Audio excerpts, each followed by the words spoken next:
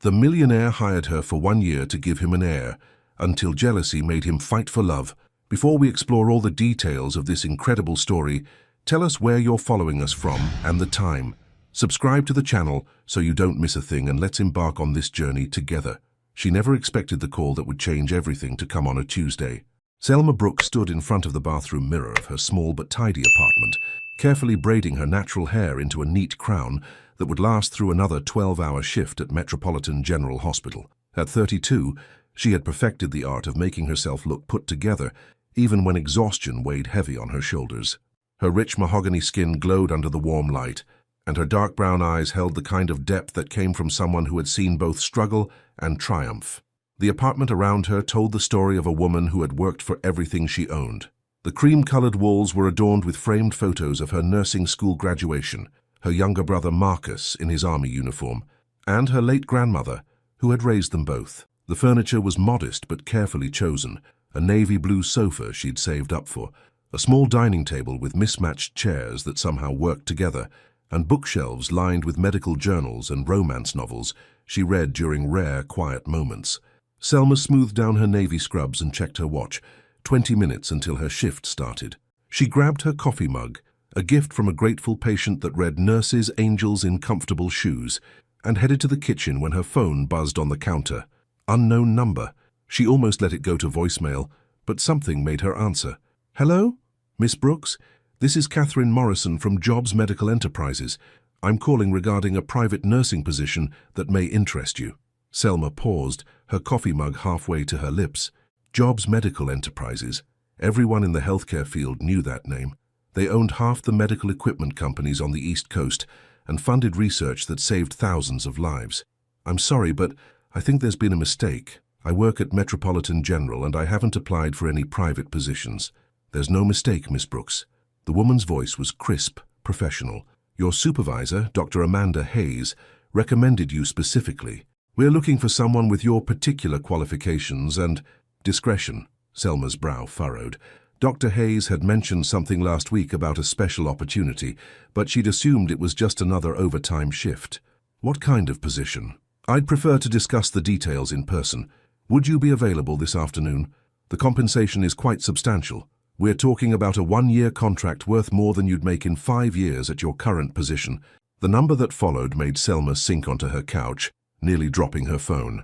It was more money than she'd ever imagined earning, enough to pay off her student loans, help Marcus with his college tuition, and maybe even buy a real house instead of renting this small apartment. I don't understand. What would I be doing exactly?" "Providing specialized care for Mr. Gabriel Jobs himself. He's been very specific about the type of person he needs for this role." "You fit the profile perfectly." Selma's mind raced. Gabriel Jobs was practically a legend in their world, a mysterious billionaire who rarely appeared in public, but whose medical innovations had revolutionized patient care. She'd never seen him in person, only heard whispered stories from colleagues who'd worked at his private facilities. "Miss Brooks, are you still there?" "Yes, Yes. When would you need an answer?" "Today, if possible. Mr. Jobs is eager to move forward. Can you meet me at our downtown office at 3 o'clock? Corner of 5th and Madison, 32nd floor." Selma looked around her small apartment, then at the photo of her grandmother on the side table. Grandma Pearl had always told her that opportunities came disguised as impossible choices. "I'll be there." After hanging up, Selma sat in the quiet of her apartment, her untouched coffee growing cold in her hands. Something about the call felt surreal, almost too good to be true. Private nursing for Gabriel Jobs himself. What kind of care could a healthy 38-year-old billionaire possibly need that required such discretion and such extraordinary compensation? She called in sick to work, something she'd never done without actually being ill, and spent the morning researching everything she could about Gabriel Jobs.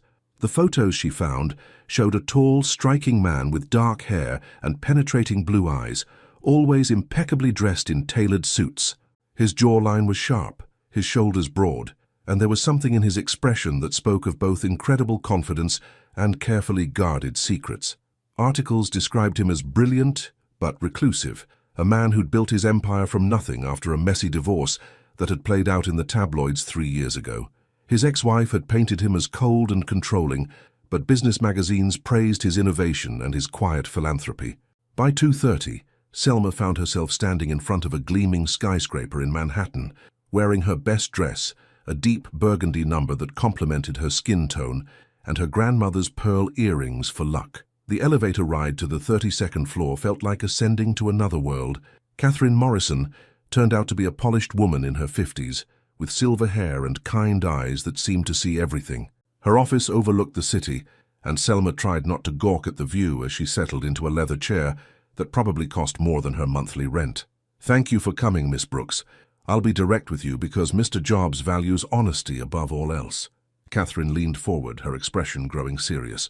"What I'm about to discuss requires absolute confidentiality. Are you prepared for that?" Selma nodded, though her heart was beginning to race. "Mr. Jobs is looking for someone to help him with a very personal matter. He wants to become a father." The words hung in the air between them, and Selma felt her world tilt slightly. "I'm sorry, I don't understand. Is his wife pregnant? Does she need specialized care?" Catherine's smile was sad. "Mr. Jobs isn't married, Miss Brooks, and due to certain medical circumstances, traditional conception isn't possible for him. He's looking for someone willing to help him achieve his dream of having a child through more modern methods." The realization hit Selma like a wave. "You're talking about surrogacy." "Among other things, yes. This would be a comprehensive arrangement. You would live in his home, receive the best medical care money can buy, and be compensated beyond your wildest dreams, but it would require complete commitment for 1 full year. Selma's hands gripped the arms of her chair. This was so far beyond anything she had imagined when she'd answered that phone call this morning. "I need you to understand," Catherine continued, "that this isn't just about the medical aspect. Mr. Jobs has been very specific about wanting someone who could potentially develop a deeper connection to the situation, someone who could be a true partner in this journey." "A partner?" Selma's voice came out smaller than she intended. "The contract would include provisions for the possibility that feelings might develop between you both. He's not looking for just a transaction, Miss Brooks. He's looking for someone who might genuinely want to build something real with him." Selma stared out the window at the city below, her mind spinning. This was either the opportunity of a lifetime or the most complicated situation she could possibly imagine stepping into. "What if I said yes? When would this arrangement begin?" Catherine smiled, and for the first time it reached her eyes. "He'd like to meet you tonight. If you're both comfortable moving forward, you could start immediately." As Selma left the building an hour later, the contract tucked safely in her purse, she couldn't shake the feeling that she was standing at the edge of a cliff. One step forward, and there would be no going back. She pulled out her phone to call Dr. Hayes to tell her she'd need more than just 1 day off. But as her finger hovered over the number, she realized she had no idea how to explain what she was about to do, because she wasn't even sure she understood it herself. The penthouse elevator required a special key.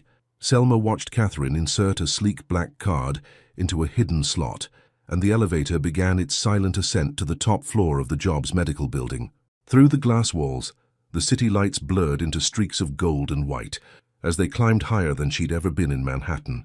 "Mr. Jobs prefers to conduct personal meetings in his private office," Catherine explained, her voice barely above a whisper. "He finds restaurants and public spaces limiting."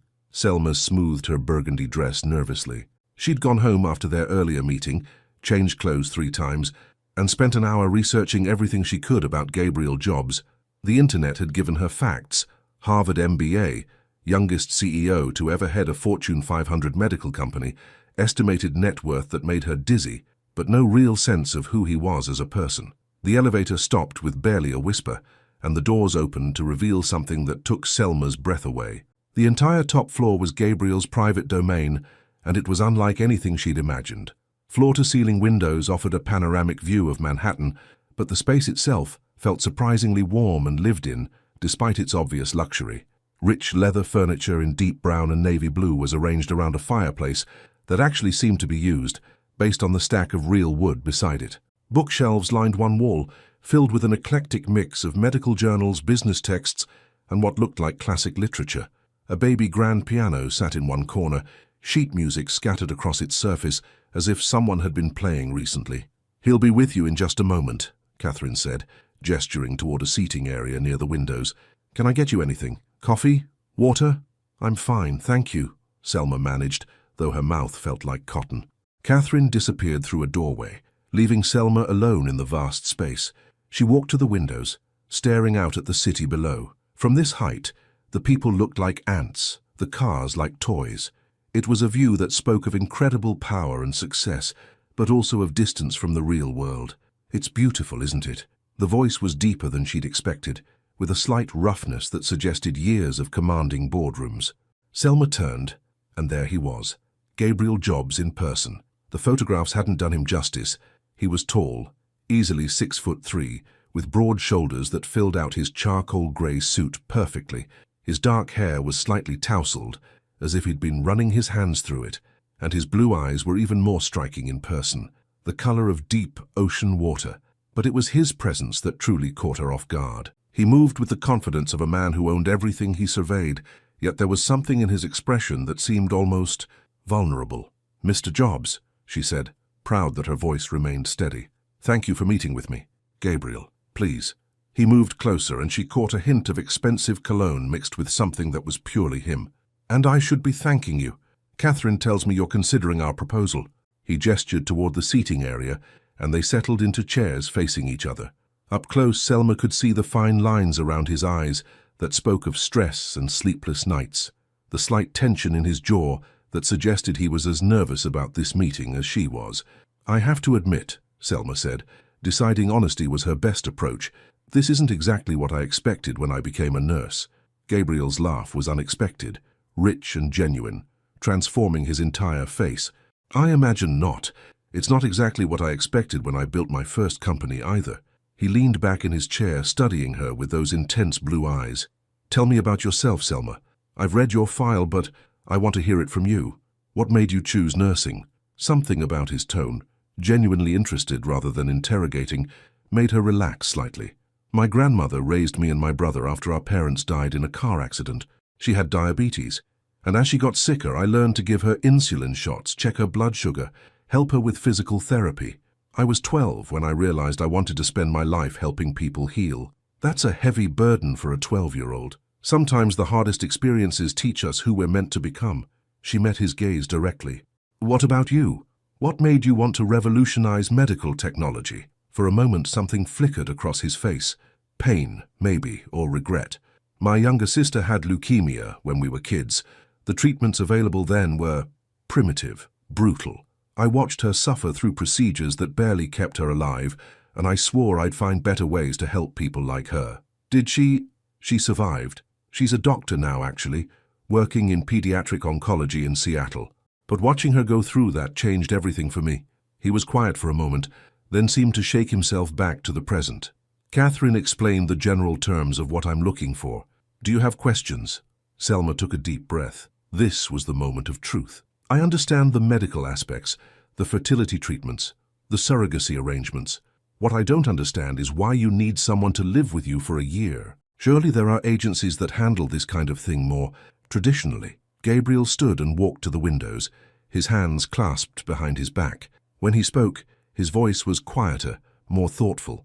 "I could go through an agency. I could hire someone who would see this as nothing more than a business transaction. But I don't want my child to come into the world as the result of a cold, clinical arrangement." He turned to face her. "I want them to be wanted, loved.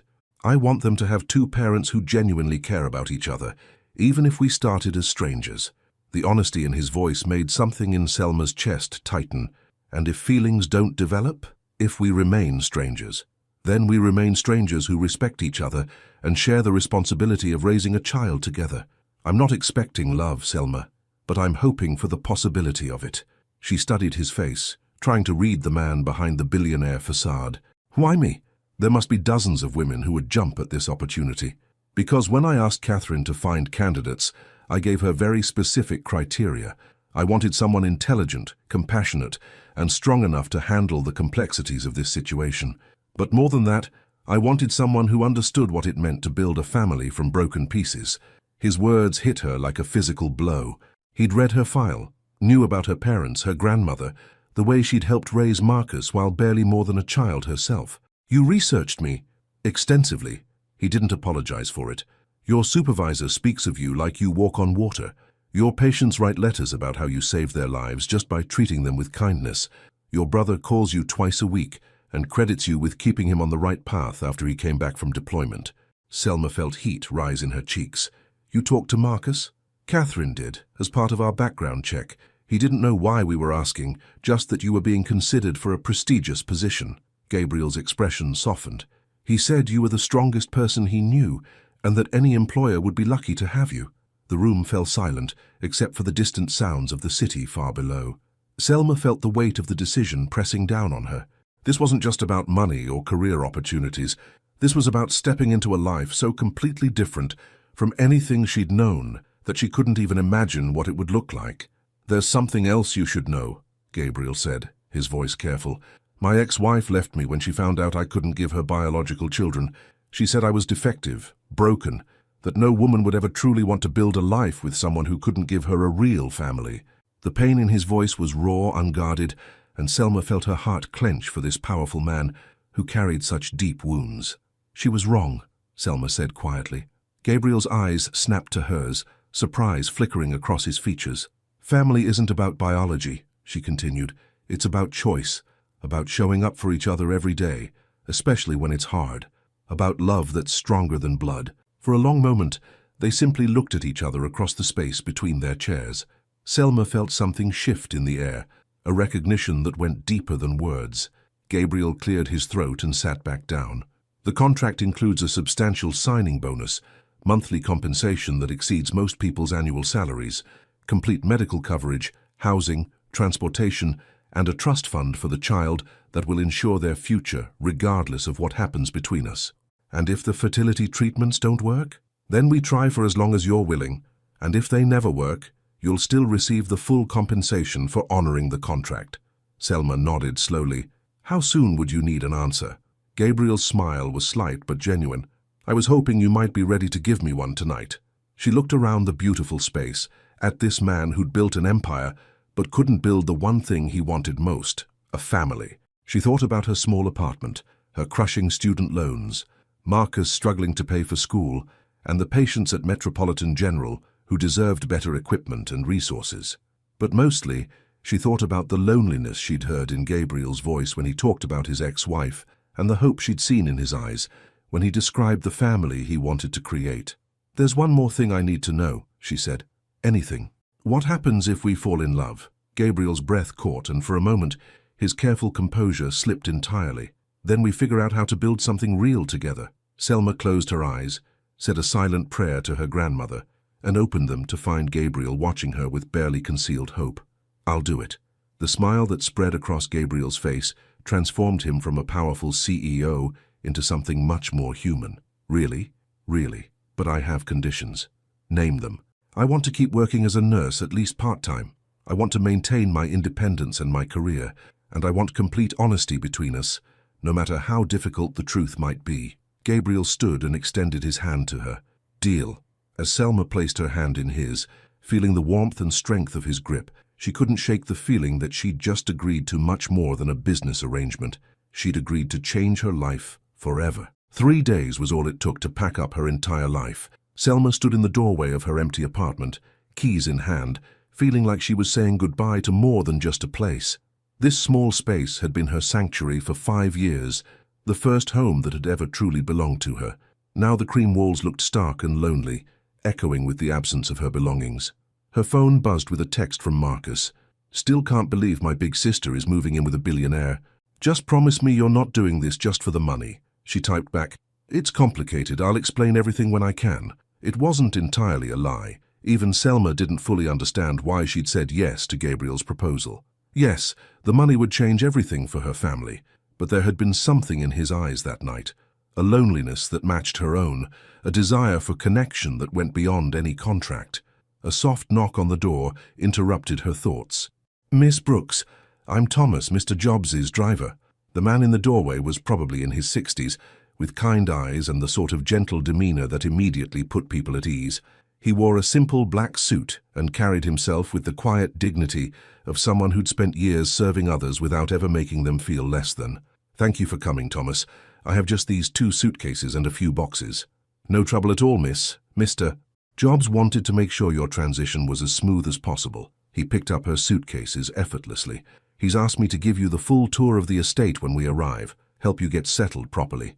As they loaded her belongings into the sleek black car, which was easily worth more than she'd made in the past 2 years, Selma tried to calm the butterflies in her stomach. She'd signed the contract yesterday, undergone a complete medical examination this morning, and now she was moving into Gabriel Jobs's world for the next 12 months. The drive to his estate took them out of the city and into the rolling hills of Westchester County. Selma watched the scenery change from urban sprawl to manicured suburbs to something that looked almost rural, with stone walls and towering oak trees lining the roads. "Mr. Jobs values his privacy," Thomas explained as they passed through ornate iron gates that opened automatically. "The estate is about 40 acres, most of it wooded. He says it helps him think clearly, being surrounded by nature instead of concrete." The house that came into view made Selma's breath catch. It wasn't the cold, imposing mansion she'd expected, but something that looked almost like a grand family home. Built of warm stone and rich wood, with large windows that reflected the afternoon sun and ivy climbing one side, it managed to be both impressive and welcoming. "It's beautiful," she murmured. "Mr. Jobs designed it himself, actually. Took him 3 years to get it exactly right. He said he wanted a home, not a monument." Thomas parked in a circular driveway and came around to help her out. As they approached the front door, it opened to reveal Gabriel himself, and Selma felt that same flutter of awareness she'd experienced in his office. Today he was dressed more casually, dark jeans and a navy sweater that brought out his eyes, but he still commanded attention effortlessly. "Selma, welcome home." The word home hung in the air between them, loaded with meaning neither of them was quite ready to examine. "Thank you," she said, accepting the hand he offered to help her up the front steps. His fingers were warm and strong, and he held her hand just a moment longer than necessary. The interior of the house was as impressive as the exterior, but Gabriel had clearly chosen comfort over ostentation. The foyer opened into a living room with soaring ceilings, but the furniture was arranged in intimate conversation areas around a massive stone fireplace. Bookshelves, artwork that looked collected rather than purchased by a decorator, and fresh flowers made the space feel lived in. "I know this is overwhelming," Gabriel said, watching her take it all in. "But I want you to feel comfortable here. This is your home now, not just mine." "It's incredible," Selma said honestly, "but I have to ask, do you really live here alone?" Something flickered across his face. "I have staff who come during the day. Thomas, Mrs. Rossi, who handles the cooking and cleaning, and a groundskeeper. But yes, in the evenings and weekends, it's usually just me." The loneliness in his voice made her chest tighten. All this space, all this beauty, and he experienced it in solitude. "Come on," he said, seemingly shaking off his momentary melancholy. "Let me show you your room." He led her up a curved staircase to the second floor, down a hallway lined with windows that overlooked the gardens. "I had Mrs. Rossi prepare the master guest suite for you," he explained, stopping at a door near the end of the hall. "It has its own sitting area and bathroom, complete privacy. My room is at the other end of the hall, so you won't feel like I'm hovering." He opened the door and Selma stepped into what was easily the most beautiful bedroom she'd ever seen. The walls were painted a soft sage green, and the furniture was elegant but comfortable. A king-size bed with white linens, a reading chair by the window, a desk where she could work on her nursing studies. French doors opened onto a private balcony that overlooked the gardens. "Gabriel, it's too much." "It's exactly enough," he said firmly. "You've agreed to a year of your life, Selma. The least I can do is make sure you're comfortable." Thomas appeared with her suitcases, and Gabriel helped carry in her boxes. As they unpacked her few belongings into the spacious closet and dresser, Selma felt oddly vulnerable. Her entire life fit into a corner of this vast room. "I should let you get settled," Gabriel said after Thomas had left. "Mrs. Rossi is preparing dinner for 7 o'clock, if that works for you. We can discuss the schedule for your medical appointments tomorrow." He was almost to the door when Selma found her voice. "Gabriel?" He turned, eyebrows raised. "Thank you for all of this. I know this situation is unusual, but you're being incredibly kind." His smile was soft, genuine. "We're in this together now, Selma. I want it to work for both of us." After he left, Selma sank onto the bed and looked around her new reality. Through the French doors, she could see Gabriel walking in the gardens below, his hands in his pockets, his shoulders slightly hunched. Even from this distance, she could sense his tension. She unpacked slowly, hanging her modest collection of dresses next to the empty space where a wealthy woman's wardrobe should be, placing her nursing textbooks on the elegant desk, setting the photo of her grandmother on the nightstand. Each item looked small and out of place in the luxury surrounding it. Her phone rang, interrupting her thoughts. Dr. Hayes, from the hospital. Selma, I got your message about taking extended leave. This opportunity with Jobs Medical must be incredible if you're willing to step away from your patients. It's a research position, Selma said, the white lie tasting bitter on her tongue. Very specialized work. Well, you deserve it. You're one of the best nurses I've ever worked with. Promise me you'll keep in touch. After hanging up, Selma felt the weight of her decision settling over her. She'd left her job, her apartment, her entire life, to live with a man she barely knew and have his child. When she put it like that, it sounded completely insane. A soft knock on her door interrupted her spiral of doubt. Come in. Gabriel appeared with a cup of tea and a plate of cookies. Mrs. Rossi thought you might need some sustenance after moving day. Earl Grey with honey. I took a guess. How did you know I like Earl Grey? Lucky guess. He set the tea on her desk and glanced around the room. Everything look okay? Need anything else? It's perfect, really. She accepted the tea gratefully, breathing in the familiar, comforting scent. Can I ask you something? Of course. Are you nervous about this? About us living together, about what we're trying to do? Gabriel was quiet for a long moment, and when he looked at her, his usual confidence had been replaced by something more raw, more honest. Terrified, he admitted. I've built companies, negotiated billion-dollar deals, spoken in front of thousands of people, but the idea of creating a family, of being responsible for a child, of figuring out how to live with someone again. He ran a hand through his hair. Yes, I'm nervous. His honesty disarmed her completely. Me too. Good, he said, surprising her. If we weren't nervous, it would mean this didn't matter to us. They stood there in comfortable silence for a moment, sipping tea and acknowledging the magnitude of what they'd undertaken together. I should let you finish settling in, Gabriel said finally. But Selma, I'm glad you're here. After he left, Selma sat on her balcony watching the sun set over the estate. The gardens were beautiful, meticulously maintained, but with a wild edge that suggested Gabriel preferred nature to have some freedom. She could see why he'd chosen this place. It was peaceful, removed from the pressure and chaos of his business world. Her phone buzzed with a text from Marcus. How's billionaire life treating you so far? She looked around at the luxury surrounding her, thought about the man downstairs who'd trusted her with his deepest vulnerabilities, and typed back, ask me in a year. Because despite the beautiful room and the gourmet dinner waiting downstairs and the promise of financial security, Selma knew the hardest part wasn't the lifestyle adjustment. It was going to be living with Gabriel Jobs without losing herself in the process. Or worse, without falling for a man who might never be able to love her back. The fertility clinic was nothing like Selma had expected. Instead of the sterile clinical environment she'd imagined, Dr. Miranda Ashworth's practice occupied a converted Victorian mansion in Manhattan's Upper East Side. Soft classical music played in the waiting room, which was decorated with comfortable armchairs and original artwork rather than the typical medical posters. Fresh orchids graced every table, and the lighting was warm rather than harsh fluorescent. This is beautiful, Selma murmured to Gabriel as they sat side by side, waiting for their appointment. Dr.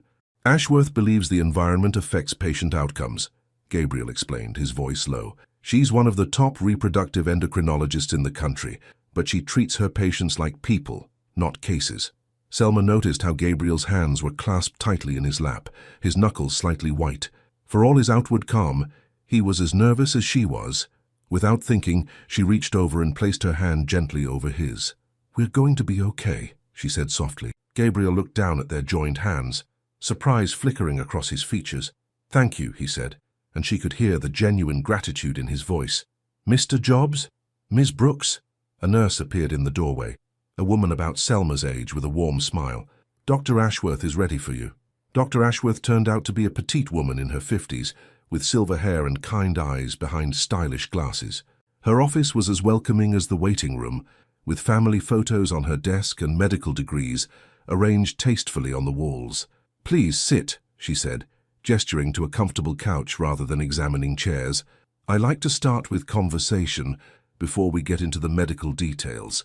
She settled into a chair across from them, a tablet in her lap, but her attention focused entirely on their faces. I've reviewed both of your files, And medically speaking, you're excellent candidates for our program, but I always want to understand my patients' motivations and expectations. Gabriel straightened slightly, slipping into what Selma was beginning to recognize as his business mode. We understand the success rates and the timeline involved. We're prepared for whatever process you recommend. Dr. Ashworth smiled gently. Mr. Jobs, I appreciate your directness, but that's not what I'm asking. I want to know why you've decided to start a family, and what your hopes are for this journey. The question hung in the air, and Selma felt Gabriel's tension increase beside her. This wasn't a boardroom negotiation where he could control the agenda. I've wanted to be a father for a long time, he said finally. Circumstances, previous relationships, made that impossible. Selma has given me a chance to have the family I've always dreamed of. Dr. Ashworth nodded, then turned to Selma. And what about you? This is a significant commitment physically and emotionally. What drew you to this decision?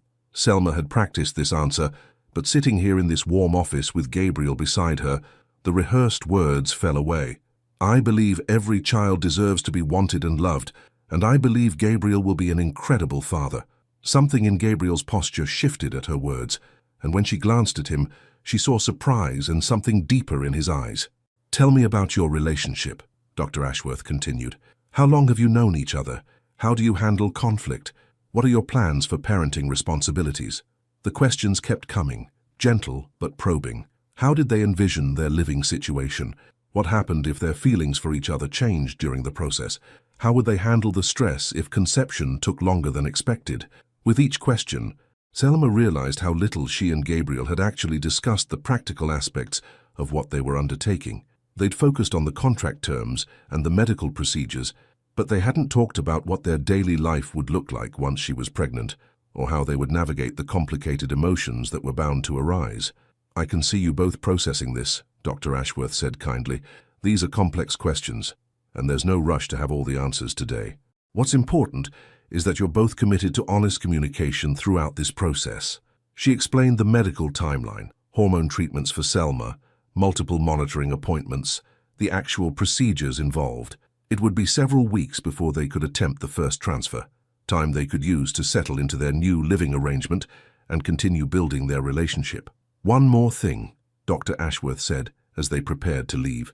I recommend counseling sessions with Dr. Patricia Williams, who specializes in third-party reproduction, not because there's anything wrong, but because this journey brings up emotions and situations that even the most prepared couples find challenging. In the elevator down to the lobby, Gabriel was quiet, staring at the floor numbers as they descended. That was more intense than I expected, Selma said finally. She's thorough, Gabriel agreed. But she's right. We haven't talked about a lot of those things. They walked to the car in comfortable silence, both lost in thought. Thomas was waiting, and as they settled into the back seat for the drive home, Gabriel turned to her. Are you having second thoughts? The question was asked carefully, as if he was trying to prepare himself for the possibility that she might say yes. No, Selma said, surprising herself with how quickly and firmly she answered. Are you? No, but I'm realizing how much we still need to figure out. That evening, they had their first real dinner together in Gabriel's formal dining room.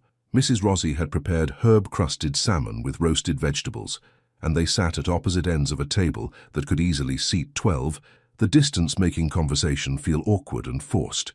This is ridiculous, Selma said finally, standing up with her plate. I'm moving closer. Gabriel looked startled as she relocated to the chair directly across from him. Better? Much, he said, and she could hear the amusement in his voice. I was feeling like I needed to shout. So, Selma said, cutting into her salmon. Dr. Ashworth's questions made me realize we skipped some important conversations. Like, what exactly do you envision our day-to-day life looking like? Gabriel set down his fork, considering. I work from home most days, though I have to travel occasionally for board meetings or site visits. I'm usually in my office by 7, break for lunch, and finish around 6. I work out in the mornings, and I like to cook on weekends, though Mrs. Rossi insists on handling most meals. You cook? Poorly, but enthusiastically.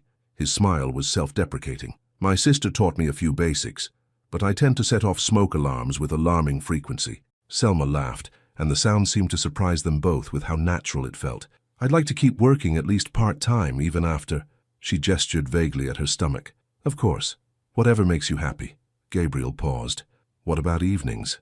I don't want you to feel like you have to entertain me or arrange your schedule around mine. What do you usually do in the evenings? Read, play piano sometimes, work in the garden when the weather's nice. He looked almost embarrassed. It's probably pretty boring compared to what you're used to. Gabriel, my usual evening involves leftover takeout and whatever's on Netflix. Your life is hardly boring. They talked through dinner and into the evening, covering practical topics like household routines and personal preferences, but also deeper questions about their hopes for parenthood and their fears about the process ahead. Gabriel talked about wanting to be the kind of father who was present and engaged, not like his own father, who had been consumed by building his business. Selma shared her memories of her grandmother's gentle parenting style and how she wanted to create that same feeling of safety and unconditional love. There's something else we should discuss, Gabriel said, as Mrs. Rossi cleared their dessert plates. The counseling Dr. Ashworth recommended. Are you comfortable with that? I think it's a good idea, Selma said. This situation is going to bring up complicated feelings for both of us. It might help to have someone neutral to talk through things with. Gabriel nodded, but she could see the tension in his shoulders. I don't have much experience with therapy. My ex-wife suggested couples counseling once, but I was resistant. This is different, Selma said gently. We're not trying to fix something that's broken. We're trying to build something new. Later that night, as Selma got ready for bed in her beautiful room, she reflected on how natural the evening had felt. The conversation had flowed easier than she'd expected, and she'd glimpsed the man behind Gabriel's careful businessman facade, someone who was thoughtful and vulnerable, and genuinely excited about becoming a father. She was brushing her teeth when she heard the soft sound of piano music drifting up from downstairs.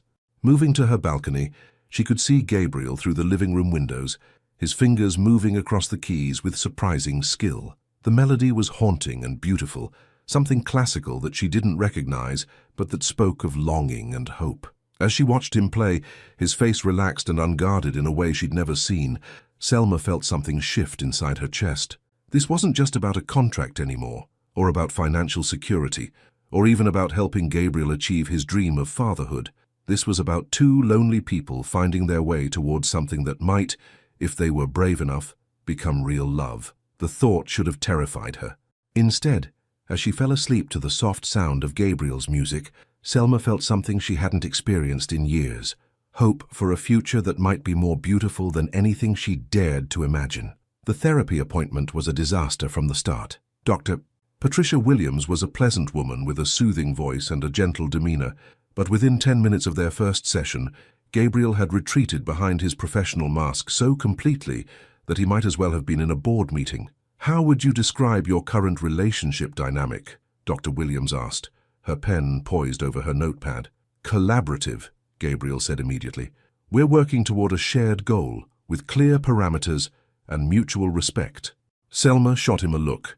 3 weeks of living together had taught her to recognize when Gabriel was deflecting, and right now he sounded like he was describing a business merger rather than their growing connection. "Selma, how would you describe it?" Dr. Williams asked. "More complicated than that," Selma said honestly. "We're getting to know each other while navigating something incredibly personal.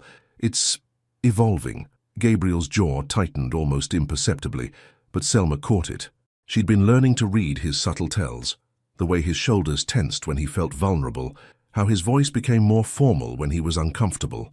The session continued awkwardly, with Gabriel giving careful, measured responses that revealed absolutely nothing, while Selma tried to be honest about her growing feelings and confusion.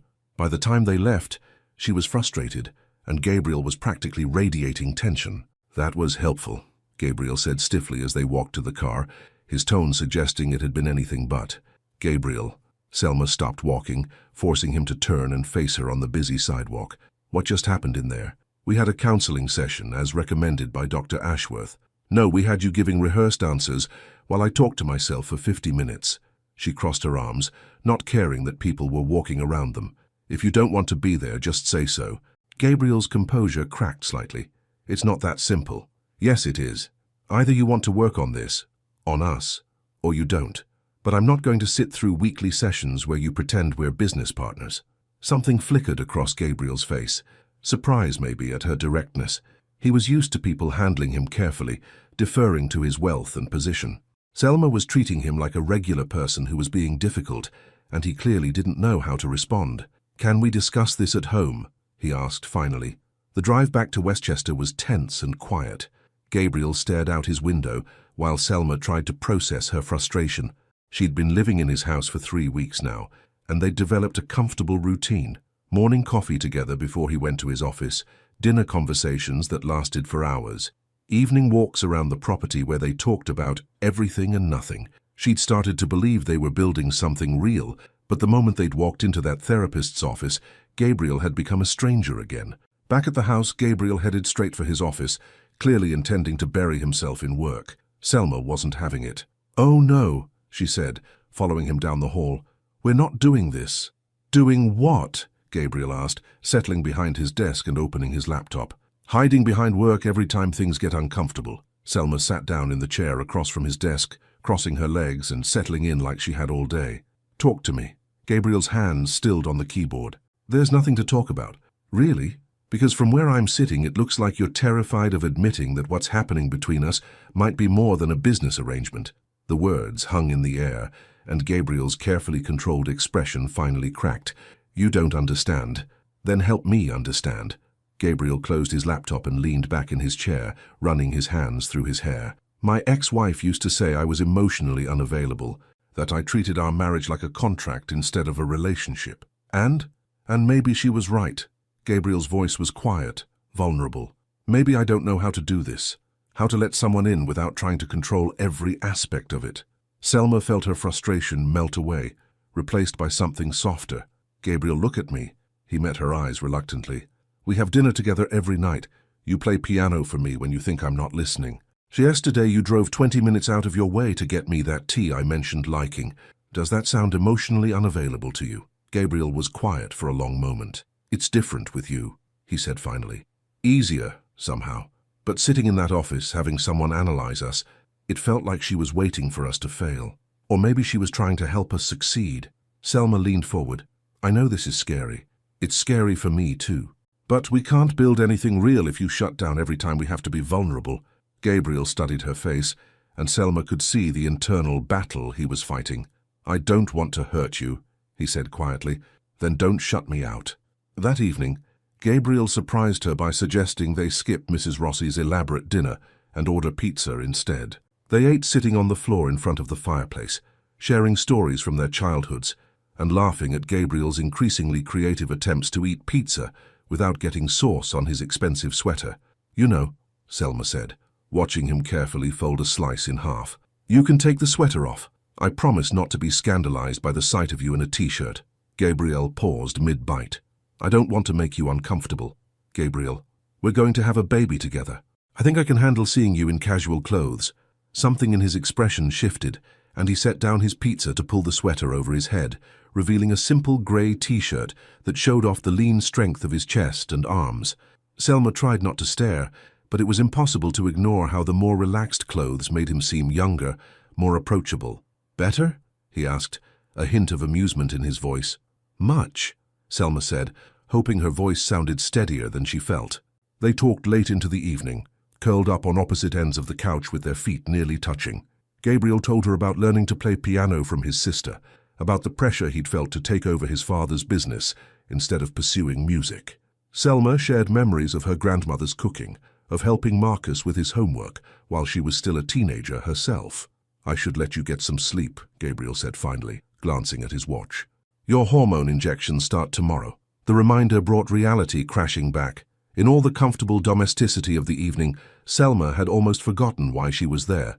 "Right," she said, trying to keep her voice light. "The real reason we're doing this." Gabriel's expression grew serious. "Selma, I need you to know something." She waited, her heart beating a little faster at his tone. "When I first came up with this arrangement, it was about having a child, period. I thought I could keep everything neat and controlled, purely transactional." He reached out and touched her hand gently. "But that's not what this is anymore. At least, not for me." Selma's breath caught. "What is it for you?" Gabriel was quiet for a moment, his thumb tracing small circles on her hand. "I don't know yet, but I know I care about you, about your happiness, about how you're feeling, about whether you're comfortable here with me. And that wasn't part of the original plan." The honesty in his voice made Selma's chest tight with emotion. "It wasn't part of my plan either." They sat in comfortable silence, hands linked, watching the fire burn down to embers. Finally, Gabriel squeezed her hand gently and stood. "Good night, Selma." "Good night." But as Selma watched him walk away, she realized that nothing about this felt like saying good night to a business partner or a temporary arrangement. It felt like saying good night to someone who was becoming incredibly important to her. The next morning, Selma stood in the bathroom preparing for her first hormone injection, her hands shaking slightly as she read the instructions for what felt like the 100th time. This was it, the official beginning of their journey toward parenthood. A soft knock on her bedroom door interrupted her preparations. "Selma, it's Gabriel." Dr. Ashworth called with some additional instructions. "Come in," she called, grateful for the distraction. Gabriel entered, stopping short when he saw the medical supplies spread across her dresser. His face grew serious as the reality of what they were beginning hit him. "How are you feeling?" he asked quietly. "Nervous," Selma admitted. "Ready but nervous." Gabriel moved closer, his eyes taking in the syringes and medication vials. Would you like me to stay while you do the injection? For moral support?" The offer was so sweet, so unexpectedly thoughtful, that Selma felt her heart flutter. Actually, yes, that would help. As she prepared the injection with Gabriel's steadying presence beside her, Selma realized that what they were building together was already more real and more meaningful than either of them had expected. They weren't just trying to create a baby anymore. They were creating a family. The hormones were making Selma's life miserable. 2 weeks into the treatment protocol, she felt like a stranger in her own body. Her emotions swung from euphoric to devastated without warning. Her appetite had disappeared completely, and she was so exhausted that even climbing the stairs to her room felt like running a marathon. "This is normal," Dr. Ashworth had assured her during their monitoring appointment. "Your hormone levels are exactly where we want them. Some women just have more sensitivity to the medications." Normal or not, Selma felt awful, and the worst part was how guilty she felt about feeling awful, especially when Gabriel was being so patient and understanding about her erratic moods. Like this morning, when she'd burst into tears over breakfast because Mrs. Rossi had made scrambled eggs instead of poached, and Gabriel had quietly asked Mrs. Rossi to make new eggs without making Selma feel ridiculous for crying over something so trivial. Now she was curled up on the couch in Gabriel's living room, too nauseated to eat lunch, but too restless to nap, when she heard voices coming from his office down the hall. Gabriel's voice and another man's voice she didn't recognize. "Understand your personal situation has changed," the unfamiliar voice was saying, "but the board is concerned about your recent distraction during meetings." "My performance hasn't suffered." Gabriel's voice was controlled but tense. "The quarterly numbers speak for themselves. No one's questioning your results, Gabriel, but you've turned down 3 major acquisition opportunities in the past month, and you've been working from home more than you're in the office. Some of the board members are wondering if your priorities have shifted." Selma felt a chill run through her. Were Gabriel's colleagues questioning his commitment to work because of her, because of their arrangement? "My priorities are exactly where they should be," Gabriel said, his voice cold. "Was there something specific you needed, Richard, or did you come here just to relay office gossip?" "The Singapore expansion project needs your attention. The team in Asia is waiting for your final approval on the facility plans, and every day we delay costs us money. Then I'll review the plans this week." "Gabriel, this project requires on-site oversight. You need to be in Singapore for at least 2 weeks, possibly longer." Selma's stomach dropped. 2 weeks. They were in the middle of her treatment cycle, with the embryo transfer scheduled for the following month. How could Gabriel leave now? She heard the sound of chairs moving, footsteps in the hallway. Gabriel was walking his colleague to the door. Selma quickly closed her eyes and pretended to be asleep, not wanting to admit she'd been eavesdropping. "Selma?" Gabriel's voice was gentle as he approached the couch. "How are you feeling?" She opened her eyes, trying to gauge his expression. He looked tired, stressed in a way she hadn't seen since their first meeting. "Better," she lied. "Who was that?" "Richard Morrison, my VP of International Development. Just some business issues that need attention." Gabriel sat down on the edge of the coffee table facing her. "Are you sure you're feeling better? You look pale. Just tired. The medication makes everything feel harder." She studied his face, looking for signs of the stress she'd heard in his voice during his meeting. "Is everything okay with work?" Gabriel hesitated for just a moment, long enough for Selma to know that things were definitely not okay. "Nothing I can't handle," he said finally. But that evening at dinner, Gabriel was distracted, checking his phone repeatedly and giving short answers to Selma's attempts at conversation. Finally, she set down her fork and looked at him directly. "You need to go to Singapore." Gabriel's head snapped up, surprise flickering across his features. "What? I heard you're meeting with Richard today. You need to go oversee the expansion project, and you're hesitating because of me, because of the treatment." Gabriel set down his phone, his expression growing serious. "Selma, the timing is what it is," she interrupted, "but you can't put your entire career on hold because I'm having hormone-induced mood swings. It's not just that. The embryo transfer is scheduled for 3 weeks from now. I want to be here for that." The consideration in his voice made Selma's chest tight with emotion. "Dr. Ashworth said the transfer is a simple procedure. You don't need to be there for the medical part. But I want to be there for you." The sincerity in his voice nearly undid her. "Gabriel, look at me. Really look at me." He did, his blue eyes searching her face. "I'm not going anywhere. This arrangement, this relationship, whatever we're building, it's not going to disappear if you take a business trip, but your company might suffer if you don't take care of this project." Gabriel was quiet for a long moment, his fingers drumming against the table. 2 weeks is a long time to be away from you right now." "It's 2 weeks. We'll video call every day. I'll send you updates from Dr. Ashworth, and when you come back, we'll move forward with the transfer together." Gabriel leaned back in his chair, studying her. "When did you become the voice of reason in this relationship?" "Probably when you started caring more about my feelings than your billion-dollar company," Selma said with a small smile. That night, Gabriel knocked on Selma's bedroom door with his laptop under his arm. "Come in," she called from her reading chair, where she was trying to focus on a nursing journal, despite the medication making her brain feel foggy. "I wanted to show you the Singapore project," Gabriel said, settling onto the bed with his laptop open. "If I'm going to be away for 2 weeks working on this, I thought you might like to know what I'm actually doing." Selma moved to sit beside him on the bed, close enough to see the screen and close enough to catch his familiar scent, expensive cologne mixed with something that was purely Gabriel. For the next hour, Gabriel walked her through the project plans. Jobs Medical was building a state-of-the-art research facility in Singapore that would focus on developing medical devices for underserved populations in Southeast Asia. The passion in Gabriel's voice, as he described the potential impact of the work, reminded Selma why she'd been drawn to him in the first place. He wasn't just a businessman, he was someone who genuinely wanted to make the world better. "This is incredible," Selma said, studying the architectural renderings. "How long have you been working on this?" 3 years of planning, 2 years of negotiations, 6 months of construction delays. Gabriel's smile was rueful. "Richard's right that I need to be there. The local team is excellent, but there are cultural considerations and regulatory issues that require hands-on management." "Then go," Selma said firmly. "I'll be fine here. Mrs. Rossi will make sure I eat and take my medications, and Thomas can drive me to my appointments with Dr. Ashworth." Gabriel closed the laptop and turned to face her fully. "Are you sure? I know the hormones are making everything more difficult right now.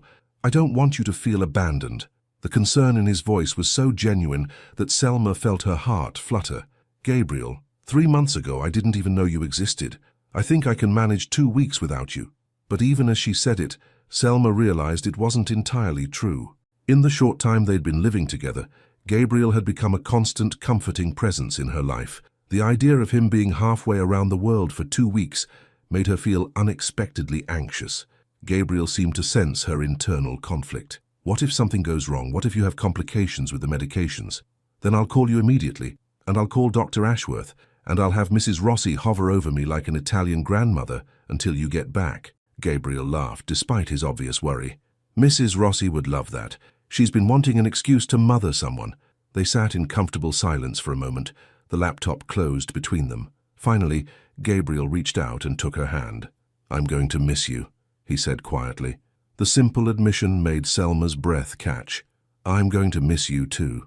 Gabriel's thumb traced over her knuckles, and Selma was suddenly very aware of how close they were sitting, how the soft lamplight made his blue eyes look almost navy, how his hair was slightly mussed from running his hands through it while they'd looked at the project plans. "When I come back," Gabriel said, his voice low, "everything's going to change.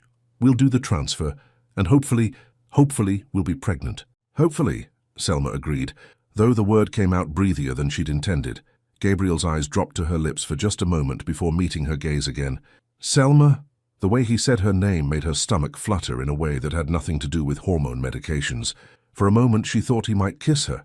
For a moment she desperately wanted him to. But Gabriel pulled back, his hand slipping away from hers.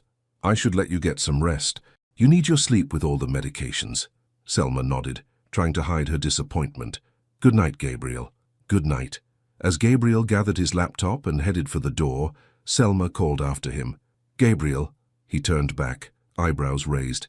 "Come back safe, okay?" His smile was soft and genuine. "I will, I promise." After he left, Selma sat on her bed staring at the door, her heart racing from their almost moment. In 2 weeks, when Gabriel returned, they would take the next step toward becoming parents together. But first, they both had to survive being apart just when their relationship was becoming something neither of them had planned for, something that felt dangerously close to love. The house felt impossibly empty without Gabriel. Selma had thought she was prepared for his absence, but 3 days into his Singapore trip, she realized how much his presence had become woven into her daily routine. No more morning coffee conversations, no more piano music drifting from the living room in the evenings, no more gentle check-ins about how she was feeling with the medications. Mrs. Rossi was doing her best to fill the void, bringing Selma elaborate meals she couldn't stomach, and hovering with maternal concern whenever Selma seemed tired or emotional. Thomas had taken to asking daily if she needed anything from town, clearly under instructions from Gabriel, to make sure she was taken care of. But it wasn't the same. "You're moping," Marcus said during their video call that evening. He was calling from his dorm room, textbooks scattered across his desk. "And don't try to deny it. I can see it on your face." Selma sighed, adjusting her laptop screen. "I'm not moping, I'm just adjusting." "To what? Your billionaire boyfriend being out of town for a few days?" "He's not my boyfriend," Selma said automatically, though the words felt strange in her mouth. Marcus raised an eyebrow. "Sis, you're living in his house, having his baby, and you get that dopey look every time you mention his name. What exactly would you call him?" "It's complicated." "Everything's complicated with you these days." Marcus leaned closer to his camera, his expression growing serious. "Are you happy, Selma? Really happy? Because you look tired, and not just physically tired." The question caught her off guard. Was she happy? 3 months ago, the answer would have been simple. She was content, secure in her small life, focused on work and taking care of the people she loved. Now everything felt uncertain and emotionally charged and infinitely more complex. "I'm happy," she said finally. "I think. It's just a lot to process. The baby thing, the living together thing, the feeling like I'm falling for someone who might not be able to fall back." The admission slipped out before she could stop it. Marcus was quiet for a moment. "Has he given you any reason to think he doesn't care about you?" Selma thought about Gabriel's gentle patience during her hormone-induced mood swings, the way he'd wanted to stay for the embryo transfer, how he'd looked at her that night in her bedroom like he wanted to kiss her. "No," she admitted. "The opposite, actually." "Then what's the problem?" "The problem is that we started this as a business arrangement, and now it feels like something else entirely, but we've never actually talked about what happens if this becomes real. What happens after the baby is born? Do I stay? Do I go? Do we try to be a real family, or do we go back to being strangers who share custody?" Marcus was quiet, processing her words. "Have you asked him? How do you ask someone something like that? Hey, Gabriel, are you falling in love with me, or are you just being nice because I'm carrying your future child? Maybe start with something a little less dramatic," Marcus suggested with a small smile. "But Selma, you can't just avoid the conversation forever, especially not if you're developing real feelings." After they hung up, Selma sat in the quiet living room, staring at her phone. Gabriel had called earlier, but she'd missed it while napping off another bout of medication-induced exhaustion. She'd texted him back, but he hadn't responded yet, probably because it was the middle of the night in Singapore. She was debating whether to try calling him when her phone rang with an unknown number. "Hello? Selma Brooks." The voice was crisp, professional, with a slight accent she couldn't place. "Yes, this is Selma. This is Vivian Chase from Metropolitan Hospital in Singapore. I'm calling on behalf of Gabriel Jobs." Selma's heart stopped. "Is he okay? What happened?" "Mr. Jobs is fine," the woman said quickly. "He asked me to call because he's been in meetings all day and wanted to make sure you knew he was thinking of you. He mentioned you might be worried if you didn't hear from him." Relief flooded through Selma, followed immediately by something warmer. Gabriel had asked someone to call her just so she wouldn't worry. That's very thoughtful of him," Selma managed. "He also wanted me to tell you that the project is going well, but he'll be in meetings until very late tonight, your time. He'll call you tomorrow morning Singapore time, which should be this evening for you." Thank you for calling. I appreciate it. Of course, Mr. Jobs was very specific about making sure you didn't worry. You must be very important to him. After hanging up, Selma sat curled on the couch processing the phone call. Gabriel was halfway around the world, dealing with complex business negotiations, and he'd taken the time to make sure she knew he was safe. It was such a small gesture, but it spoke volumes about how much he'd come to care about her peace of mind. The next evening, Selma was in the kitchen, helping Mrs. Rossi prepare dinner, when Gabriel's call came through. "I hope you don't mind the hospital calling yesterday," Gabriel said as soon as she answered. "I was stuck in meetings until nearly midnight, and I knew you'd worry if you didn't hear from me." "It was sweet of you to arrange that," Selma said, stepping out onto the terrace for privacy. "How are things going?" "Better than expected, actually. We've resolved most of the regulatory issues, and the construction timeline is back on track." Gabriel's voice was tired but pleased. "I might actually be able to come home earlier than planned." "Really? How much earlier?" "Maybe 4 or 5 days. The team here is more capable than I gave them credit for." Selma felt a flutter of excitement at the thought of Gabriel coming home early, followed immediately by a stab of anxiety. "Gabriel, can I ask you something?" "Of course." "When you come back and we do the embryo transfer, what happens then? I mean, what happens to us?" There was silence on the other end of the line, and Selma immediately regretted asking. The question sounded needy and desperate, exactly the kind of emotional pressure Gabriel probably didn't want to deal with while he was trying to focus on work. "I'm sorry," she said quickly. "That was a stupid question. You're dealing with enough right now without me." "Selma, stop," Gabriel interrupted gently. "It's not a stupid question. It's the most important question." More silence, and Selma could hear the sound of traffic in the background as if Gabriel had stepped outside. "The honest answer is that I don't know," Gabriel said finally. "When I first planned this arrangement, I thought I had it all figured out. We'd have a child together, co-parent effectively, and maintain a respectful but distant relationship." Selma's heart sank, but Gabriel continued. "But that was before I got to know you. Before I started looking forward to our morning coffee talks and feeling proud when you laughed at my terrible cooking attempts. Before I started thinking about you constantly when I'm supposed to be focused on business meetings." Selma's breath caught. "Gabriel, I'm falling in love with you, Selma," Gabriel said quietly. "I didn't plan for it, and I'm probably handling it terribly, but it's happening whether I'm prepared for it or not." The admission hit Selma like a physical blow. She sank onto one of the terrace chairs, her legs suddenly unsteady. "Say something," Gabriel said after a moment, anxiety creeping into his voice. "Please tell me I haven't completely ruined everything by admitting that." "You haven't ruined anything," Selma said, her voice barely above a whisper. "I'm falling in love with you too." The relief in Gabriel's laugh was audible even across the thousands of miles between them. "Really? Really? And it terrifies me." "Why?" "Because what if the baby doesn't happen? What if the treatments don't work and you realize you don't actually need me anymore? What if this is just hormones and proximity, and when everything settles down, we both realize we made a mistake?" "Selma, listen to me." Gabriel's voice was firm, steady. "The baby isn't why I'm falling in love with you. The baby is something beautiful we're creating together, but my feelings for you exist completely independent of that." "How can you be sure?" "Because when I imagine my future now, it's not just about being a father. It's about being a father with you. It's about building a life with you, regardless of how that happens." Selma closed her eyes, letting Gabriel's words wash over her.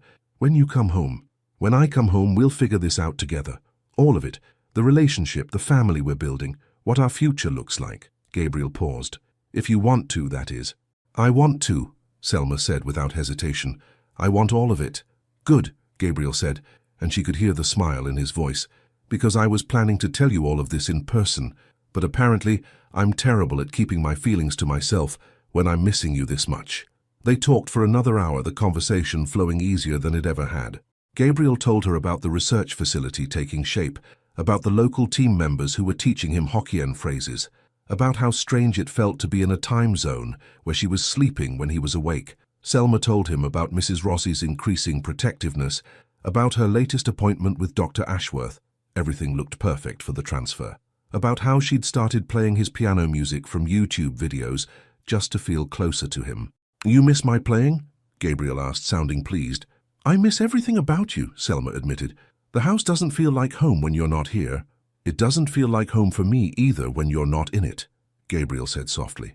After they hung up, Selma sat on the terrace for a long time, watching the stars appear in the darkening sky. Everything had changed in the space of one phone call. They'd gone from a complicated arrangement to admitting they were in love, and somehow it felt both terrifying and absolutely right. When she finally went inside, Mrs. Rossi was waiting with a plate of food and a knowing smile. "Good conversation?" the older woman asked in her accented English. "Very good," Selma said, unable to keep the happiness out of her voice. "Ah, amore," Mrs. Rossi said with satisfaction. "I could tell from your face when you came inside. When Mr. Gabriel comes home, everything will be different, yes?" Selma thought about Gabriel's voice when he'd said he was falling in love with her, about the future they were planning to build together. "Yes," she said, "everything will be different." And for the first time since Gabriel had left, Selma felt completely at peace with whatever those differences might bring. Gabriel came home on a Thursday afternoon, 5 days earlier than originally planned. Selma had been in the garden, trying to distract herself from her pre-transfer jitters by deadheading Mrs. Rossi's rose bushes, when she heard the familiar sound of Thomas's car in the driveway. Her heart immediately started racing. Gabriel wasn't supposed to be back until Tuesday. She dropped her gardening gloves and practically ran around the side of the house, arriving at the front door just as Gabriel was climbing out of the car. He looked tired from the long flight, his hair slightly disheveled, and his usually crisp shirt wrinkled. But when he saw her, his entire face lit up with a smile that made her forget how to breathe. "Surprise," he said, and before Selma could respond, he was striding toward her with purpose. This time there was no hesitation, no careful distance. Gabriel reached her in 3 steps, cupped her face in his hands, and kissed her like he'd been thinking about nothing else for 2 weeks. The kiss was everything their almost moment in her bedroom had promised and more. Gentle but firm, tender but full of barely restrained passion.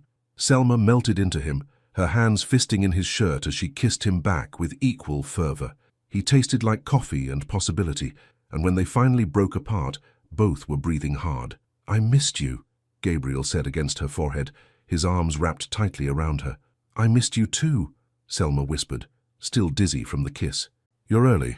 The Singapore team exceeded every expectation. "The project is ahead of schedule and under budget." Gabriel pulled back to look at her, his hands still framing her face. "And I couldn't stay away from you another 4 days. Thomas cleared his throat discreetly from beside the car, reminding them they had an audience. Gabriel laughed, his thumb tracing Selma's cheekbone. "Come on," he said, taking her hand. "I brought you something." Inside, Gabriel retrieved a small wrapped package from his carry-on bag. "It's not much," he said, suddenly seeming nervous, "but I saw it and thought of you." Selma unwrapped the package to reveal a delicate silver bracelet with a small charm in the shape of a lotus flower. The craftsmanship was exquisite, clearly handmade. "It's beautiful," she breathed, turning it over in her hands. "Gabriel, this is too much." "The artisan who made it told me that lotus flowers represent new beginnings," Gabriel said, taking the bracelet from her hands and fastening it around her wrist. "They grow from mud and murky water, but they bloom into something beautiful and pure." The symbolism wasn't lost on either of them. Their relationship had grown from a complicated, transactional arrangement into something beautiful and real. "I love it," Selma said, admiring how the silver caught the light. "Thank you." Gabriel lifted her hand and pressed a soft kiss to her wrist, just above the bracelet. "How are you feeling? How did the final monitoring appointment go?" "Good. Dr. Ashworth says everything looks perfect for tomorrow." Selma felt a flutter of nerves at the reminder. Tomorrow was the embryo transfer, the culmination of months of preparation. Gabriel's expression grew serious. "Are you nervous?" "Terrified," Selma admitted. "You?" "The same." Gabriel sat down on the couch and pulled her down beside him, close enough that their knees were touching. "But also excited, after everything we've been through to get to this point. What if it doesn't work?" The fear had been plaguing Selma for days, growing stronger as the transfer date approached. Gabriel was quiet for a moment, his fingers intertwining with hers. "Then we try again. And if that doesn't work, we try again. And if none of it works, we figure out other ways to build our family." "Other ways?" "Adoption. Surrogacy with a different approach. Or maybe—" Gabriel paused, seeming to gather his courage. "Maybe we decide that our family is just us, and that's enough." The suggestion hung in the air between them. Selma had been so focused on the baby, on fulfilling their original agreement, that she hadn't considered the possibility that Gabriel might want to be with her regardless of whether they had children together. "Would that be enough for you?" she asked quietly. Gabriel turned to face her fully, his blue eyes intense and serious. Selma, I fell in love with you, not with the idea of you as the mother of my children. If we never have kids, if the treatments don't work, if we decide to pursue other options, none of that changes how I feel about you. The certainty in his voice made Selma's chest tight with emotion. I love you, she said, the words coming easily now that they'd been spoken aloud. I love you too, Gabriel replied, leaning in to kiss her softly. Whatever happens tomorrow, whatever happens in the future, that's not going to change. They spent the evening re-establishing their connection, talking about Gabriel's trip and Selma's quiet days at home, but underneath the comfortable conversation was an electric awareness of how their relationship had shifted. They were no longer dancing around their feelings or pretending this was purely business. They were a couple preparing to take the next step toward parenthood together. The next morning dawned grey and drizzly, matching Selma's nervous energy. She'd barely slept, her mind racing through all the possible outcomes of the day ahead. Gabriel had been equally restless. She'd heard him moving around downstairs in the early hours, probably making coffee and trying to distract himself with work. Ready? Gabriel asked as Thomas pulled up to Dr. Ashworth's office. As ready as I'll ever be, Selma said, gripping Gabriel's hand tightly. The procedure itself was surprisingly quick and straightforward. Dr. Ashworth walked them through each step, explaining what she was doing while Gabriel held Selma's hand, and they both watched the monitor, showing the tiny embryo being carefully placed. And that's it, Dr. Ashworth announced, setting down her instruments. Congratulations, you're officially pregnant until proven otherwise. The words sent a thrill through Selma, even though she knew it would be 2 weeks before they'd know if the pregnancy had actually taken hold. What do we do now? Gabriel asked. Now you go home and live your normal lives, Dr. Ashworth said with a smile. No bed rest required, no major restrictions.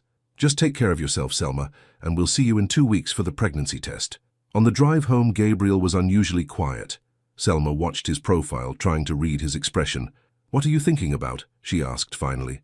Gabriel glanced at her, then back at the road. Just processing, I guess. For so long this was just a plan, something we were working toward. Now it's real. There might actually be a baby growing inside you right now. Might be, Selma emphasized. Dr. Ashworth said not to get our hopes up too high for the first attempt. I know, but I can't help hoping anyway. Gabriel reached over and took her hand. Is that crazy? If it is, then we're both crazy, Selma said, because I'm hoping too.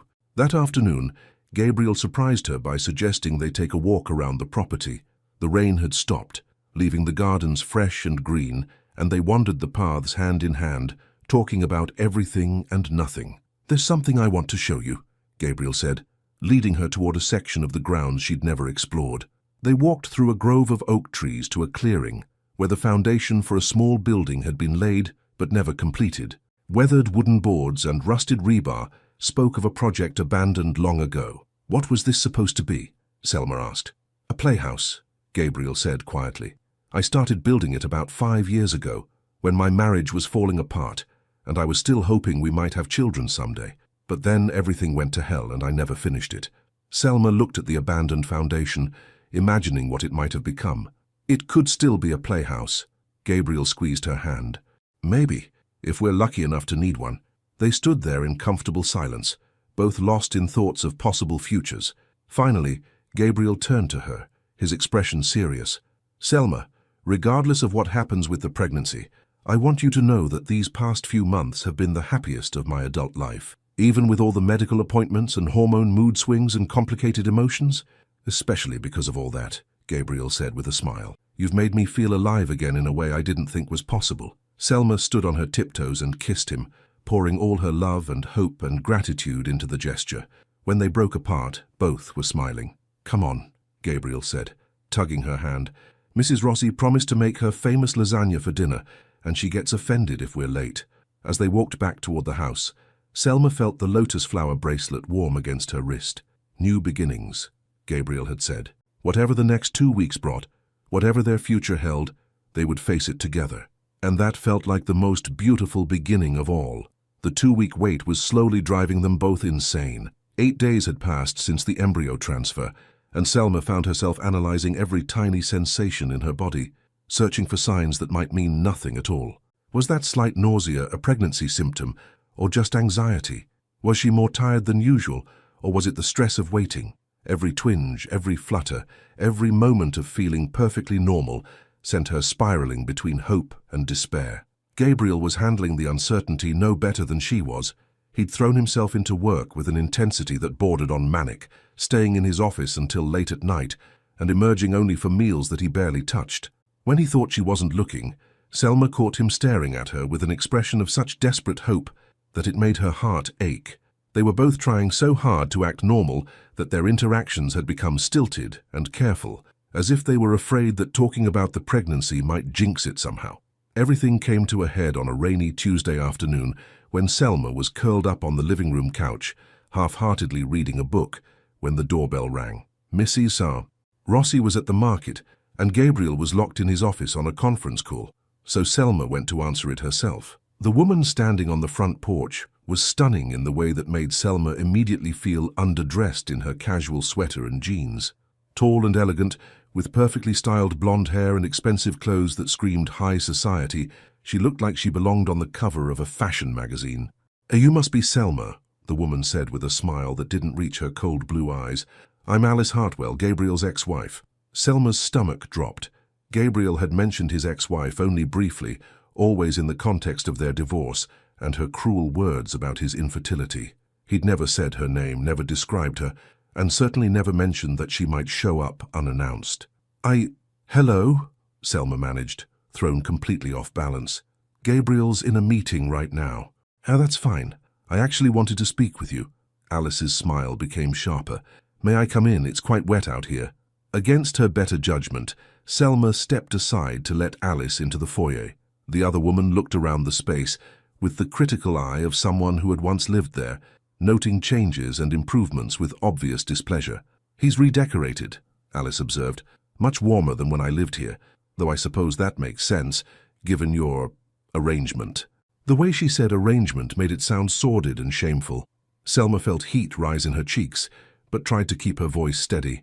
"I'm sorry, but what exactly did you want to discuss?" Alice turned to face her fully, and Selma was struck by how beautiful she was, and how cold her beauty felt.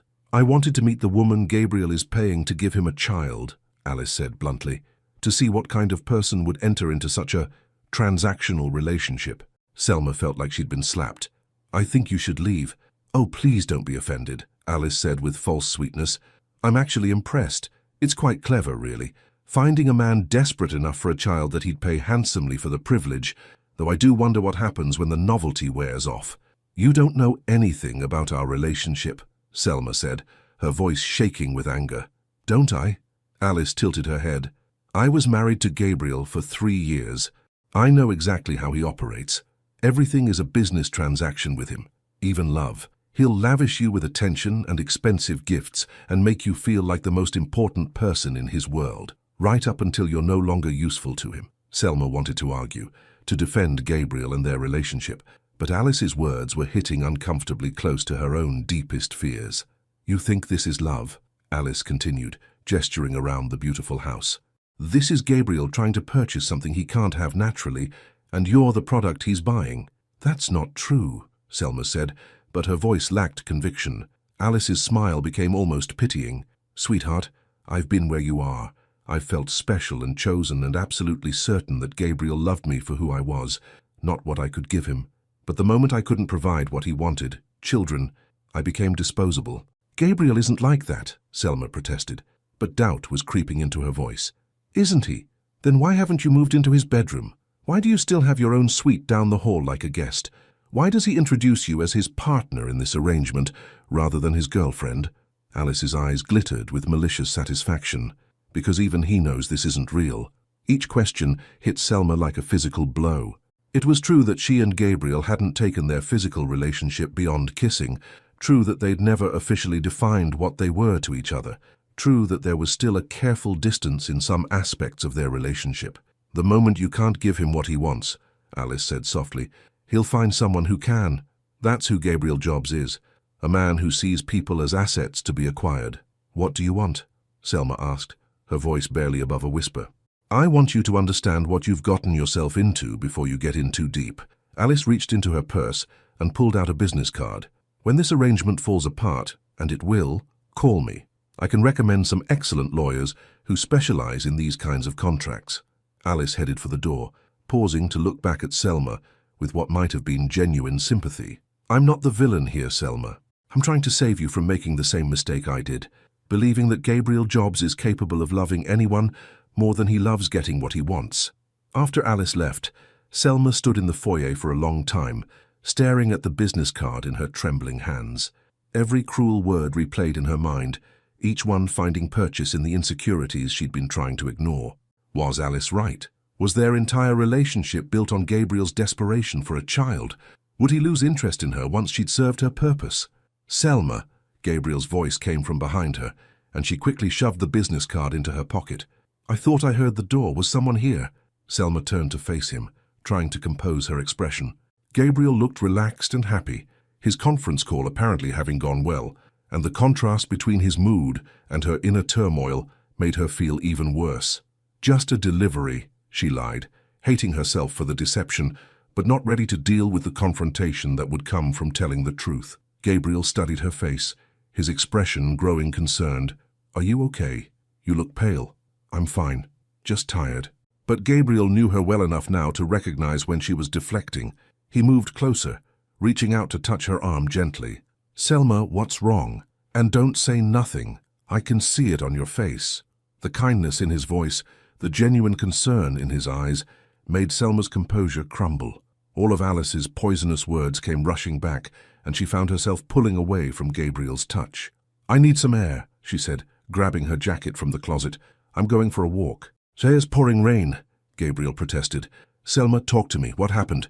But Selma was already heading for the door, desperate to escape before she said something she couldn't take back. She needed time to think, to process Alice's visit, and figure out what was real and what was manipulation. Selma, wait. She closed the door behind her, cutting off Gabriel's words, and stepped out into the cold rain. As she walked down the driveway, she could feel Gabriel watching her from the window, his confusion and concern radiating even from that distance. Alice's words echoed in her mind with every step. Everything is a business transaction with him, even love. Was that what she was to Gabriel? A transaction dressed up as romance? Had she been fooling herself about his feelings, about their connection, about the future they'd been planning together? By the time Selma reached the end of the long driveway, she was soaked through and shivering, but the physical discomfort was nothing compared to the ache in her chest. For the first time since moving into Gabriel's world, she felt like exactly what Alice had called her, a woman who had been bought and paid for, no matter how beautifully the arrangement had been disguised. Behind her, the house glowed warmly in the grey afternoon, and she could see Gabriel's silhouette in the window, still watching for her return. The sight should have filled her with love and comfort. Instead, it filled her with doubt about everything she thought she knew about the man she'd fallen in love with. Selma came back to the house an hour later, soaked to the bone and shivering uncontrollably. Gabriel was waiting for her in the foyer, pacing like a caged animal, his hair disheveled from running his hands through it. The moment he saw her, relief flooded his features, quickly followed by alarm at her bedraggled appearance. Jesus, Selma, you're freezing, he said, immediately wrapping her in his arms despite her wet clothes. Come on, let's get you warmed up. He guided her upstairs to her bathroom, starting the shower and gathering towels while she stood in the doorway, still lost in the storm of doubt that Alice's visit had created. Gabriel's care felt both comforting and suffocating. Was this genuine concern, or was he protecting his investment? I'll wait downstairs, Gabriel said, heading for the door. Take your time getting warm. Gabriel, wait. The words came out sharper than Selma intended, and Gabriel turned back with surprise and wariness in his eyes. We need to talk, she said, her voice hollow. Gabriel's expression grew serious. About what happened today. Selma, you've been gone for over an hour in the rain. I was starting to think about calling the police. Your ex-wife came by. The words hit Gabriel like a physical blow. His face went pale, and he sank onto the edge of her bed as if his legs had given out. Alice was here? His voice was barely above a whisper. She wanted to meet me, to warn me about what kind of man you really are. Selma crossed her arms, trying to stop her shivering. She had some very interesting things to say about our arrangement. Gabriel's jaw clenched and anger flashed in his eyes. What did she tell you? That you see people as assets to be acquired? That this whole relationship is just another business transaction for you? That the moment I can't give you what you want, you'll discard me just like you did her. Gabriel stood abruptly, his hands clenching into fists. And you believed her? The question hung in the air, loaded with hurt and accusation. Selma wanted to say no, wanted to dismiss Alice's words entirely, but the doubts had taken root too deeply. I don't know what to believe anymore, she said quietly. Gabriel stared at her for a long moment, something breaking in his expression. After everything we've shared, everything we've been through together, you think I'm capable of that? You think what we have is fake? Is it? Selma shot back, her own hurt bleeding into anger. Alice asked some questions I couldn't answer. Why haven't we moved into the same bedroom? Why do you still introduce me as your partner in this arrangement? Why does everything between us still feel so careful? Gabriel ran his hands through his hair, his composure cracking. Because I was trying to respect your space. Because I didn't want to pressure you into anything physical before you were ready. Because I know this situation is complicated and I was trying to let you set the pace. Or because you wanted to maintain plausible deniability, Selma said, the cruel words spilling out before she could stop them. Keep everything professional enough that if this doesn't work out, if I can't give you a baby, you can walk away clean. The accusation hit Gabriel like a slap. He stared at her with such pain in his eyes that Selma immediately wanted to take the words back. Is that really what you think of me? Gabriel's voice was devastatingly quiet. After I told you I loved you? After I said I wanted to build a life with you regardless of whether we have children? Alice said you told her the same things. Alice is a liar, Gabriel said, his voice turning hard. She's manipulative and vindictive, and she's obviously still angry about our divorce. So she made it all up. The part about you seeing people as assets, the part about you being emotionally unavailable. Selma's voice was rising now, fueled by weeks of suppressed anxiety and fear. Because from where I'm standing, those things don't sound entirely false. Gabriel went very still, and when he spoke, his voice was dangerously controlled. What exactly do you want me to say, Selma? What would convince you that my feelings are real? I want you to tell me the truth, Selma exploded. I want you to admit that this started as a business arrangement and that maybe, just maybe, you're confusing gratitude with love. I want you to acknowledge that if I can't have your baby, if the treatments don't work, there's a very real possibility that you'll realize you don't actually need me. The words echoed in the bathroom, harsh and ugly, and Selma immediately wished she could take them back. Gabriel's face had gone completely white, and he was looking at her like she'd physically struck him. You want the truth? Gabriel's voice was so quiet she had to strain to hear him. Here's the truth. He moved closer, his blue eyes blazing with an intensity that made Selma's breath catch. Yes, this started as an arrangement. Yes, I hired you to carry my child because I was desperate and lonely, and convinced that was the only way I'd ever become a father. But you want to know when that changed for me? Selma nodded, not trusting her voice. The second day you were here, when you came downstairs in the morning and made coffee for both of us without asking, and sat with me while I read the news and made some stupid joke about the weather that made me laugh. That was when I realized I wasn't just hiring someone to have my baby, I was falling for someone who made me feel human again. Gabriel's voice broke slightly, but he continued. You want to know why I haven't moved you into my bedroom? Because I'm terrified that if I push too hard, too fast, you'll realize this is all insane and leave. You want to know why I still call you my partner sometimes? Because I don't know what else to call the woman I love who's carrying my child, but who might decide tomorrow that this whole situation is too complicated and walk away. Tears were streaming down Selma's face now, but Gabriel wasn't finished. And yes, I am emotionally unavailable sometimes. I do treat things like business transactions when I'm scared. I do try to control situations, because I spent my entire childhood watching my parents' marriage fall apart, and I swore I'd never let anyone have that kind of power over me again. Gabriel's voice dropped to a whisper. But you already have that power, Selma. You've had it since the moment you walked into my life.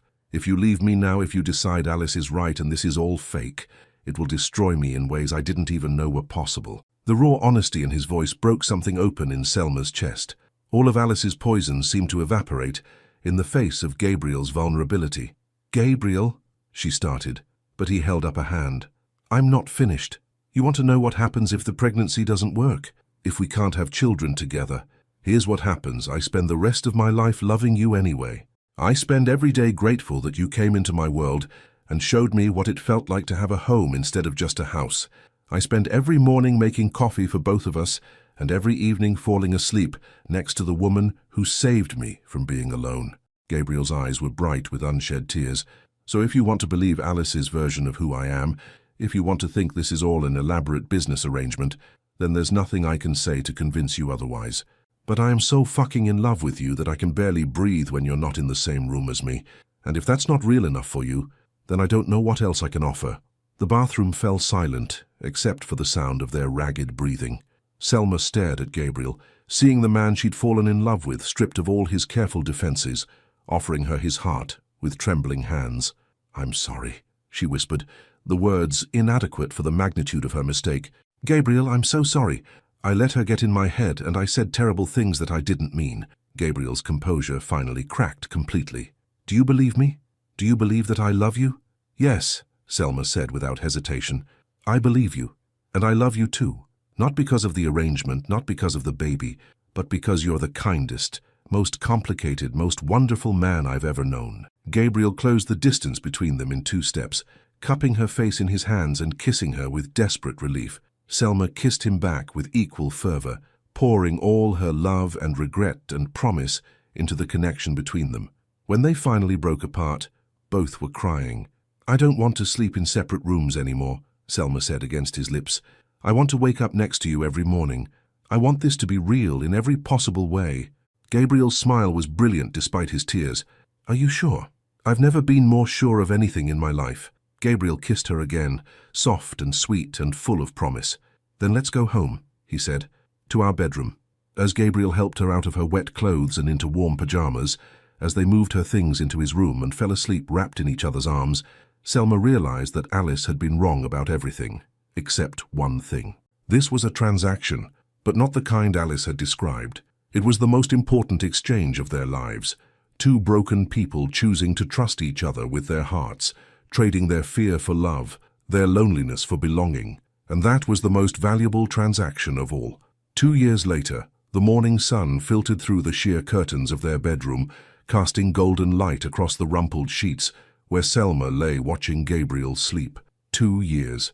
Sometimes it felt like a lifetime, and sometimes it felt like they'd just begun this journey together. Selma reached up to touch the lotus flower bracelet that never left her wrist, thinking about all the new beginnings that had brought them to this perfect moment. A soft cry from the baby monitor made them both stir. Gabriel's eyes opened slowly, immediately finding hers with the same love and wonder that had been there every morning since they'd moved into this room together. "Good morning, beautiful," he murmured, his voice rough with sleep. "Good morning," Selma whispered back, though their quiet moment was interrupted by another cry, more insistent this time. Gabriel smiled, pressing a kiss to her temple. "Someone's hungry." "Your turn," Selma said with a smile, though she was already sitting up. After 15 months of parenthood, they'd learned that when Emma decided it was time to eat, negotiations were not an option. Gabriel slipped out of bed, pulling on a t-shirt as he headed for the nursery next door. Selma could hear him talking to their daughter in the gentle, sing-song voice he reserved just for her. "Good morning, princess. Are you ready for breakfast? Mama's waiting for you." Emma's response was a delighted babble that made both parents smile. At 15 months old, she was a perfect blend of both of them. Gabriel's striking blue eyes and stubborn determination, Selma's warm smile and gentle nature. But more than her physical features, Emma had inherited something else, the absolute certainty that she was deeply, unconditionally loved. Gabriel returned carrying their daughter, who immediately reached for Selma with chubby arms. "Mama! Mama! There's my girl," Selma said, taking Emma and settling her for her morning feeding. The routine was so natural now, so completely normal, that it was hard to remember how terrified they'd both been during those first few weeks. The pregnancy had been smooth after that initial transfer worked on the first try. Gabriel had been wonderfully attentive without being overbearing, and Selma had finally understood what it meant to be truly cared for. When Emma arrived, 3 weeks early but perfectly healthy, Gabriel had cried harder than Selma during labor. "What's the plan for today?" Gabriel asked, settling back into bed beside them and stroking Emma's soft hair. "Mrs. Rossi wants to take Emma to the farmer's market this morning," Selma said. "Something about teaching her to pick the best tomatoes." Gabriel laughed. "Mrs. Rossi is determined to turn our daughter into a proper Italian cook. And you have the conference call with the Singapore team at 11, Selma reminded him. "Right," The new pediatric wing is ahead of schedule. Gabriel's eyes lit up with pride. The Singapore facility had become his passion project, providing advanced medical care to children throughout Southeast Asia. Dr. Liu says they'll be able to start accepting patients next month. That's incredible, Selma said, meaning it. Gabriel's work had taken on new dimensions since Emma's birth. He was more focused than ever on creating a better world for children, starting with their own daughter. Selma had returned to nursing part-time when Emma was 6 months old, working 3 days a week at a pediatric clinic in town. Gabriel had converted one of his unused offices into a beautiful nursery so Emma could be nearby when Selma worked from home. The balance felt perfect, challenging work that fulfilled her, time with their daughter, and evenings with Gabriel that reminded her every day why she'd fallen in love with him. "I have something for you," Gabriel said suddenly, reaching into his nightstand drawer. "Gabriel, it's not my birthday," Selma protested, but he was already pulling out a small wrapped box. "It's the anniversary of our first transfer," Gabriel said with a smile. "The day we officially started building our family." Selma shifted Emma to one arm and unwrapped the box to reveal a delicate silver necklace with a pendant in the shape of a tiny lotus flower, perfectly matching her bracelet. "Gabriel, it's beautiful," she breathed. "Read the inscription," he said softly. Selma turned the pendant over to find elegant script engraved on the back, "From arrangement to forever, G and S." Tears pricked her eyes. "I love it. I love you." Gabriel fastened the necklace around her neck, his fingers gentle at her nape. "I love you too. Both of you." Emma, apparently deciding she'd been ignored long enough, reached up and grabbed Gabriel's nose with a delighted giggle. Both parents laughed, and Gabriel pretended to be shocked by her strength. "She's going to be trouble," he said with obvious pride. "She gets that from her father," Selma teased. "I have no idea what you're talking about," Gabriel said with mock innocence. "I'm a perfect angel." Emma babbled something that sounded suspiciously like disagreement, making them both dissolve into laughter. Later that morning, after Mrs. Rossi had whisked Emma away for their farmers' market adventure, and Gabriel had settled into his office for his conference call, Selma found herself in the garden where she'd been deadheading roses the day Alice had shown up to poison her mind with doubt. It seemed impossible now that she'd ever questioned Gabriel's love. Every day brought new evidence of his devotion, not just to her, but to the life they'd built together. He'd learned to cook Emma's favorite foods, spent his evenings reading her bedtime stories in silly voices, and rearranged his entire work schedule around family time. The abandoned Playhouse Foundation had been completed 6 months ago, transformed into a beautiful miniature cottage, where Emma would someday host tea parties and adventures. Gabriel had built it himself, working on weekends with an attention to detail that spoke of pure love. Selma's phone buzzed with a text from Marcus, now a junior at Columbia studying business. "Can't wait to see my favorite niece this weekend. Tell Gabriel I'm bringing my girlfriend to meet the family." The word family made Selma smile. That's what they'd become, despite all the unconventional ways they'd found each other. Gabriel's sister visited regularly from Seattle, bringing her own children to play with Emma. Marcus had been completely won over by Gabriel's genuine interest in his studies and his obvious devotion to Selma. Even Thomas and Mrs. Rossi had become surrogate grandparents, doting on Emma with cheerful competition. "Selma?" Gabriel's voice called from the house. "Can you come here for a minute?" She found him in his office, his laptop closed and a serious expression on his face. For a moment old fears tried to surface. Had something happened with work? Was something wrong? But Gabriel's smile chased away her worries.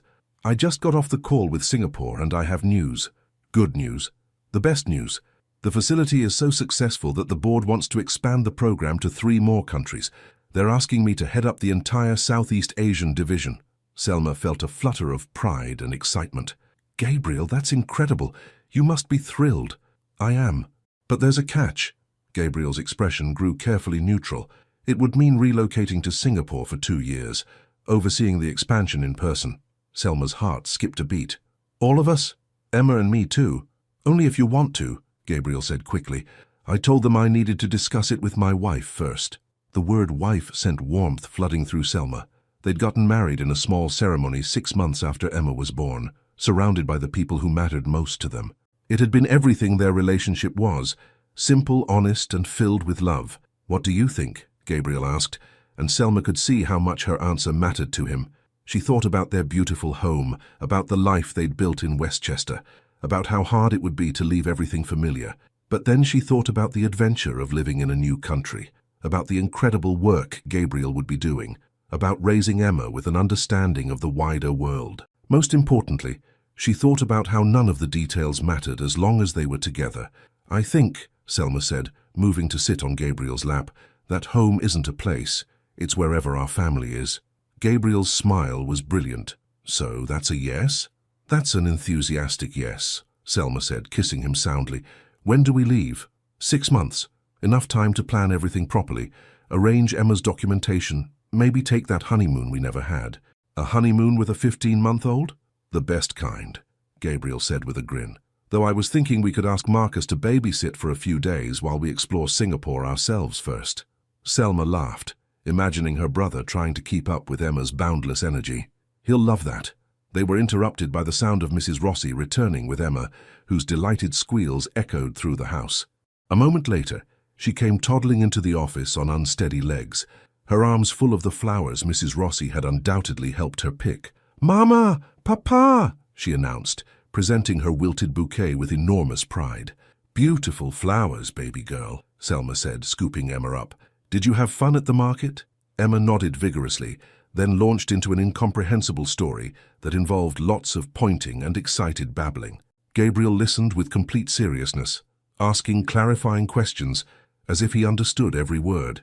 As Selma watched her husband and daughter together, she thought about how far they'd all come from that first awkward meeting in his penthouse office. She'd thought she was agreeing to help a lonely man become a father. Instead, she'd found her own family, her own home, her own forever. "What are you thinking about?" Gabriel asked, noticing her contemplative expression. "Just all of this," Selma said, gesturing at their perfect little family scene. "Sometimes I can hardly believe it's real." Gabriel reached over and took her hand, his thumb tracing over her wedding ring and the lotus flower bracelet that still circled her wrist. "It's real," he said softly. "All of it. The love, the family, the future we're building together. It's the most real thing I've ever known." Emma chose that moment to grab both their hands, as if she understood the importance of the moment and wanted to be part of it. The three of them sat there in Gabriel's office, connected by touch and love, and the absolute certainty that whatever adventures lay ahead, they would face them together. Later that evening, after Emma was asleep and they were curled up together in their bed, Selma traced patterns on Gabriel's chest and thought about the questions she would pose to their YouTube audience. "Gabriel," she said softly, "if you could go back and change anything about how we started, would you?" Gabriel was quiet for a moment, considering the question seriously. "No," he said finally. "Every single thing that happened, the arrangement, the complications, even Alice's visit, all of it led us here. I wouldn't risk changing a single moment if it meant we might not have found our way to this." Selma smiled, pressing a kiss to his chest. "I love you. I love you too," Gabriel murmured into her hair, "forever and always." As sleep began to claim them both, Selma felt the deep contentment that came from knowing she was exactly where she belonged. Their love story had begun with a contract, but it had become something infinitely more precious, a promise to build something beautiful together, one day at a time, for the rest of their lives. Sometimes, the most unexpected arrangements became the most perfect love stories of all. Thank you for joining Selma and Gabriel on this incredible journey of love, growth, and family. Their story reminds us that real love isn't about perfect circumstances.